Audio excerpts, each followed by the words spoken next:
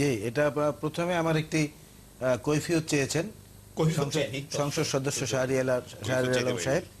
21-এ টেলিভিশনের যে সাংবাদিক আহত হয়েছে সেই সাংবাদিক নিজে সাক্ষাৎকারে বলেছেন, অনেকগুলো চ্যানেলে দেখিয়েছে যে ঢাকা বিশ্ববিদ্যালয়ের 21-এ হলের সামনে ছাত্রলীগের ছেলেরা আমাকে আক্রমণ করেছে, মারপিট করেছে, এবং অনেকগুলো প্রাইভেট টিভি চ্যানেলে দেখানো হয়েছে যে ছাত্রলীগের ছেলেরা মারপিট করছে তাদেরকে।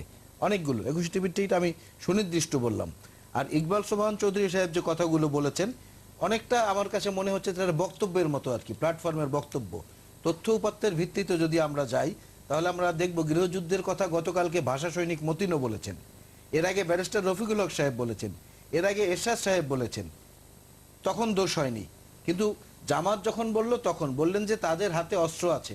কোথায় অস্ত্র? তো আমরা দেখছি ছাত্রলীগের হাতে। গত পরশুদিনের পত্রিকায় ছবিতেও ছাত্রলীগের হাতে অস্ত্র, এমপি গিয়াসের হাতে অস্ত্র, ছাত্রলীগের ছেলেদের হাতে শটগান, যুবলীগের ছেলেদের হাতে প্রকাশ্য অস্ত্র উঁচিয়ে তারা নিজেরা দ্বন্দ্বে লিপ্ত হচ্ছেন।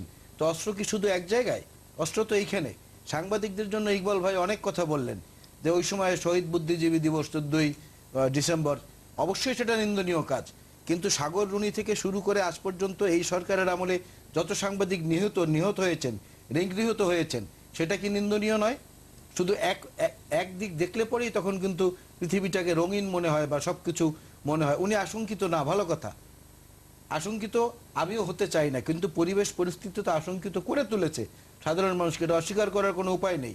মসজিদকে বরং আওয়ামী লীগ ব্যবহার করছে, আওয়ামী লীগ ব্যবহার করছে। আজকে ধানমন্ডির যে তাকওয়া মসজিদ, সেখানে গিয়ে ইমাম সাহেবকে দস্তুর মতো অপমান অপদস্থ করে মসজিদ থেকে বের করে দেওয়ার চেষ্টা করেছে মুনতাসির মামুন সাহেব নিজে নেতৃত্ব দিয়ে। এই পল্টন মসজিদে, পল্টন লাইনের যে মসজিদ, সেই মসজিদের মধ্যে খতিবের জামা কাপড় ছিঁড়ে ফেলেছে সরকার দলীয় ক্যাডাররা। জিজ্ঞেস করুন এখানে লোকজনকে, এখন টেলিফোন করে জিজ্ঞেস করুন। তো মসজিদকে নিয়ে যারা রাজনীতি করছেন, মসজিদকে নিয়ে তো রাজনীতি শুধু তারা একা করছেন না, এগুলো তারাও করছেন। আরও বলা হয়েছে ট্রাইব্যুনালের কথা। আমি ট্রাইব্যুনালের প্রসঙ্গে বলতে চাই যে স্বাধীনতার বিরোধী যারা, তাদের শাস্তির জন্য ট্রাইব্যুনাল গঠন করা হয়েছে এবং সুনির্দিষ্ট অপরাধের জন্য। কিন্তু স্বাধীনতা বিরোধী বললে এটা একটা বৃহৎ পরিসরে বোঝা যায়।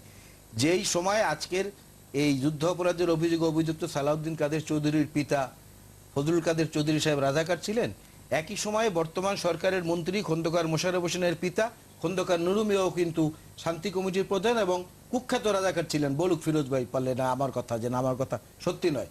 একই সময় আইন প্রতিমন্ত্রী কামরুল ইসলামের ভাই ঢাকায় শান্তি বাহিনীর প্রতিষ্ঠাতা চেয়ারম্যান ছিলেন হাফেজ আজিজুল ইসলাম।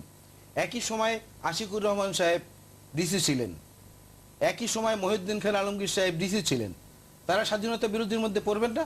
স্বাধীনতা বিরোধী বলতে কি জামাতের বা বিএনপির এই যে 6-7 জনের বিচার হচ্ছে শুধু তারাই? জিনিসটাকে এক পক্ষে ঠেলে দিলেও তো এভাবে হবে না। আপনাকে নিরপেক্ষভাবে জিনিসটা সমাধান করতে হলে কার কার অপরাধ কোথায় রয়েছে সেটা দেখতে হবে। মাননীয় প্রধানমন্ত্রী রাজীব হত্যার পরে রাজীবের বাসায় গিয়ে বলেছেন জামাত ইসলামের রাজনীতি করার কোনো অধিকার নেই এই দেশে। আমরা খুশি হতাম যদি মাননীয় প্রধানমন্ত্রী একইভাবে বিশ্বজিতের বাসায় গিয়েও বলতেন যে ছাত্রলীগের কোনো অধিকার নাই এই দেশে রাজনীতি করার। সেটাও তো প্রমাণিত, ছাত্রলীগের ছেলেরাই নির্মমভাবে কুপিয়ে বিশ্বজিৎকে হত্যা করেছে। উনি তো সেইটা বললেন না, উনি ওইখানে গিয়ে জামাতের কথাটা বললেন। মাননীয় প্রধানমন্ত্রীর ধর্মভীরুতা বা অন্য কিছু নিয়েও তো কোনো প্রশ্ন নেই, কিন্তু প্রধানমন্ত্রী হিসেবে তো উনি সবার, উনি তো একটা দলের না।